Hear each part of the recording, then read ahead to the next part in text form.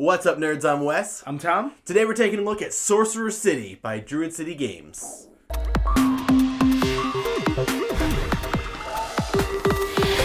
So back when this game was on Kickstarter, we did do a Kickstarter preview video for this game. I actually wasn't in that video, so it's like not even worth watching, but here obviously we have the full production copy, so we're going to talk about that. So Sorcerer City, if you haven't heard of it, is basically like a tile building game, but it's not like Carcassonne where you're just like everyone's contributing to one building out there. You're each building your own little city, your city of sorcerers, and as the game progresses, you're adding new tokens to it, tiles to it, but instead of just adding to what you've already built, you like destroy the whole thing and start over again with your new tiles. Yeah, so it's kind of like a deck building aspect. It is in real time, so you have a hand of these tiles, and you're flipping them up one at a time, deciding where it's going to go into your own personal tableau. And there's all these little shields, or the goal tiles is what they're called, whatever they're called. But they'll score you points in different ways for the different colors. And the different colors are these little tracks here. There's basically points, money, and initiative. And then this one here is sort of like a wild. You get to take that and add it to one other track. Only one other track, unless you have a specific thing that says you get to split it up. But that's what you're basically doing. You're trying to build within that. I think 2 minutes is this timer. There's also an app that has like a easy, medium, and hard. Yeah. Right. It also has music and stuff to help you out. It's fun. You're trying to build your tableau in the best way to maximize the points or initiative or money you're going to gain from those little shield icons based on the color. Yeah, and so it does definitely behoove you to know what's in your deck or in your stack. So if it's your first time playing, I would take a second to go through and see, and even if you're teaching it to someone, explain to them, okay, you start off with this purple shield. This is a purple line. So at some point, you're going to want to have a line of purple to put this in.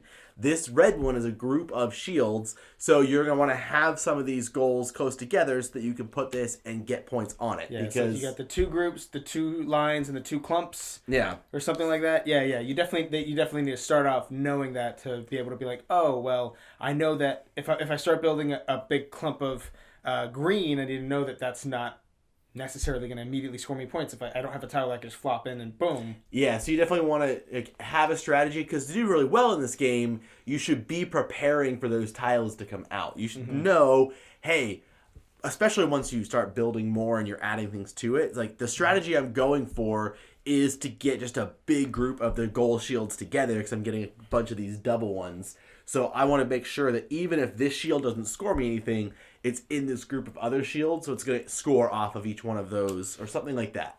Mm-hmm. And so obviously, points is straightforward. Money is for purchasing more tiles to go into your stack. So that's a deck building aspect, so that's pretty straightforward. Initiative is the only one that at first seems like it may not be all that valuable, but it's definitely more valuable as the game goes on, because at the end of the game, at the end of every round, and there's 5 rounds, whoever has the most points, the most initiative, will get to get the bonus points for that year and get to get the bonus card for that year. I think it's called a reward. So you get an extra little special ability. And then there's second place, third place, and fourth place rewards for the other people who didn't do as well in initiative. So even if you have the lowest initiative, you still can get a little something. So that's good. It's not like, well, I didn't go red this turn. Yeah. Or I didn't go red this game, so I never got to do the red thing. And the last thing about this game, too, is that you do add monsters at the end of every year, except for the last year, because you don't build in that. Yeah, you don't. And that's basically a bad tile that you add into your deck. There's a whole bunch of different monsters that you can add that all throw a wrench in your plan in different ways. There are monsters that just kill one of the other tiles on the board. They're like the skeletons that make walls that now this part is blocked off. There's all kinds of wacky stuff in there that just messes up your plan. So they did add a lot of good variabilities to the game of which monsters you're playing with. And that does do really well to even if someone's playing really well, the monster could come up and just wreck their day. I feel like if the monsters weren't in the game, the variability wouldn't be all that much. It would just be what you bought. Yeah. It's still a lot of what you bought. I mean, yeah, but the monsters they throw a wrench of almost of randomness, mid-timer randomness in there, you know, because you're like, this came out. Well, and also there's a whole mechanic of killing the monsters or to fight back against them. And it's actually kind of funny because, you know, I mean, I don't know if you know. I don't know how long you've been watching the channel, but you know that I hate negative player interaction. Like, something that the game throws at you, especially in a competitive game. In a co-op game, I mean, the whole game is throwing stuff at you, so it kind of makes sense. But in a competitive game, when, you know, I'm trying to beat you, and then the game just comes up and goes, oh yeah, well, your plan. I'm always like, geez. But I felt like these kind of made sense, because they're never, like, destroying your whole thing. They're never, like, a huge big deal.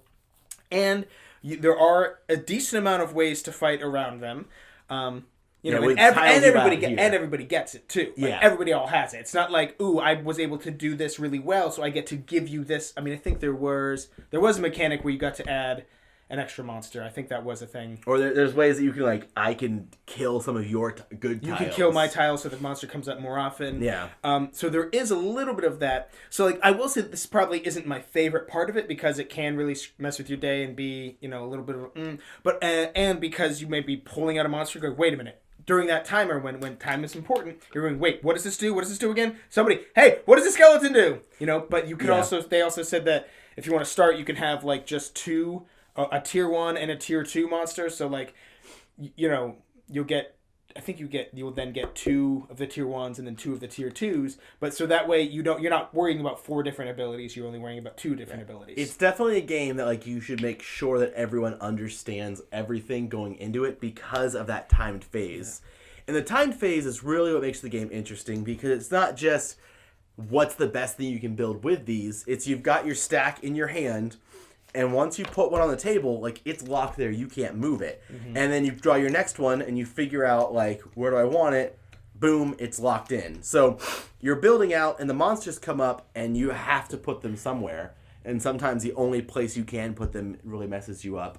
But when you're building, you don't have to match colors, which is really, like, good, because in a lot of these games, you have to match the colors up. And in this one, you're like, well, I don't care about the points, or I'm going to forfeit these points because these don't match, but it'll help me over here.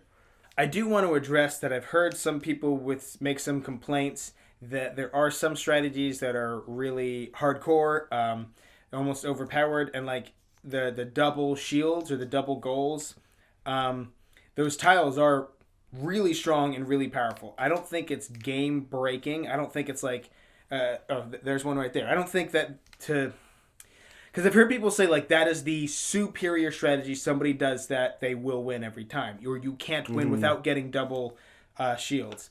And while I do think it is a very strong strategy and very, you know, it's when you see somebody doing that, when you see somebody buys 2 of those, you got to be like, whoa, everybody watch out. There's, you know, they're going down a path that could be very strong.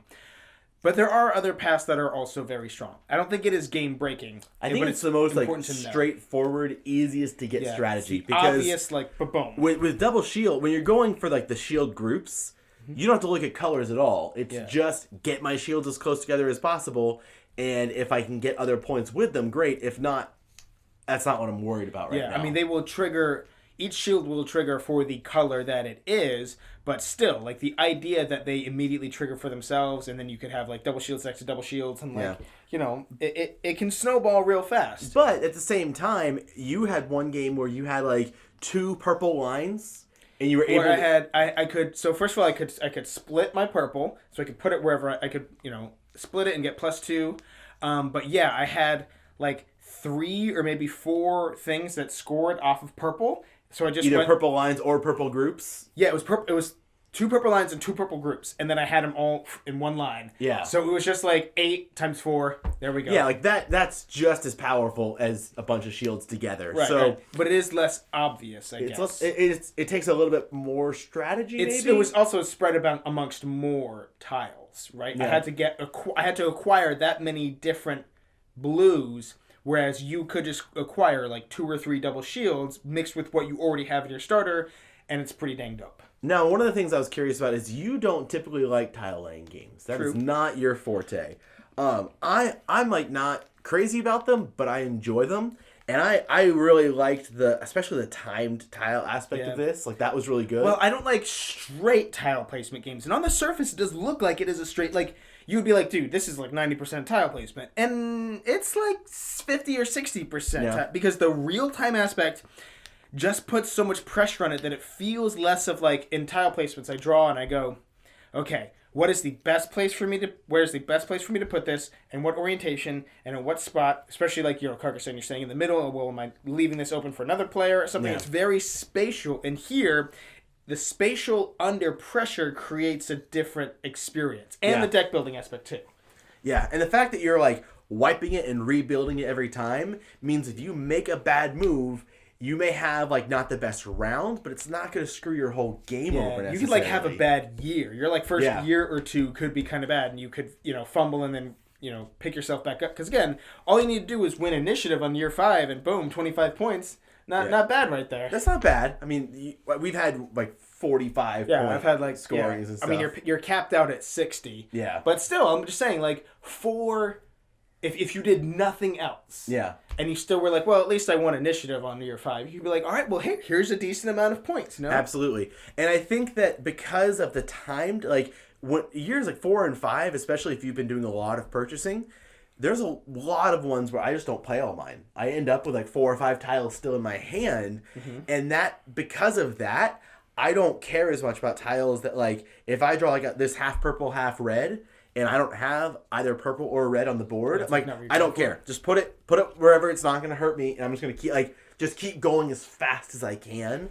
And so because of that, I think part of the problem with tile layers is just the like, I'm going to sit here and look at every single possible way it could go. And Carcassonne, you play with people that like you draw a tile, they're like, there's definitely a best place to put that, and you place it, and they're like, there's 3 better places you could have put it on the board than what you did.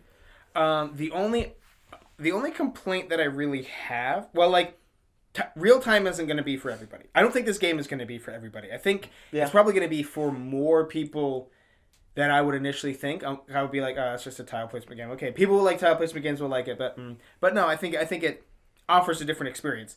But some people just can't handle that stress, don't like the real time aspect, and that's totally fine. But there was a couple of times when like it was like incorrect. I don't know if incorrect, but not perfect wording. Like the influence rewards, this board at the top here says influence rewards. So this is like year 1, year 2, year 3, and it shows you the money that you gain and the points that you gain, and the ability card. But then there was a tile that said something about gaining rewards again, and it meant the card, because this says prestige and card. So prestige is the prestige points is there, and the card, and then something said gain the influencer ability or something. I think it said reward, but like it should have said influence card reward or something, because it uses the word card up here, but then it just used the word reward on the tile or something. I mean, it is right there. Weird. So it has the little stamp symbol, which makes me think, okay, it probably refers to the card, and it says gain influence reward. But again, this whole banner says influence rewards on the top. Yeah. And over here it says prestige and card. So I'm like, so what is the rewards? Is the rewards being first place? Is the you know what I mean? Like, I get it. But I'm just saying it could have been better. There's a couple little things like that where it could have been clearer. I know it's a nitpicky complaint, but I don't know. I had a lot of fun with the game. I don't have a lot of complaints. Yeah, it's one of my favorite from Druid City, I think. Yeah, out of the 4. Well, Tidal Blades isn't out yet, I guess. Tidal Blades isn't out. Tidal Blades is definitely so this is definitely number 2 to Tidal Blades. Yeah, I would think so. I would recommend playing with the app if you're going to play with it. I think the music is fun. The music is fun, and it gives you like the auditory signal that it's almost over. And having to like, you're playing, you're thinking, you keep looking over the timer, and you're looking at the timer. That can kind of mess you up. We also have to do that. Hey, timer's done. Stop. Yeah. There's also how many times do we flip it? And then the sand just stopped. Maybe we either got a not so great timer, or it's just we're in Florida general, and it's humid here, or maybe the timers in Druid City are just ain't that great. Because that has happened a couple of times. I mean, you probably couldn't, even if I zoom in, you probably couldn't have seen that wasn't going. But yeah, it got all clogged up and wasn't going. Yeah, so get the app, and it also gives you the variability to play the games. But yeah, I think super heavy strategic gamers aren't gonna like this one as much. No. But the casual board gamer and the the avid board gamer, I think that it's gonna be a pretty big hit. But I don't know if it would be an intro game per se, because the real time, like, this can't be, this can't be somebody's first game. Yeah. Or first tile placement game. Because the real time aspect, they might get really stressed out and not have a good time and then not want to play again. You know what I mean? Yeah, if you're trying to introduce someone to the hobby, this might not be a good one. Right. But the very casual gamer, like your board gamer friends, like significant other maybe, this could be a fun one to play with them. So, if you're looking to pick up a copy of Sorcerer City, there will be a purchase link in the description box down below. Go ahead and check it out. And while you're down there, don't forget to subscribe to our channel. Smash the like button, hit notifications, hit all notifications, all that kind of stuff. Because if you do all that stuff, then you'll never be bored. Haha, Tom said stuff.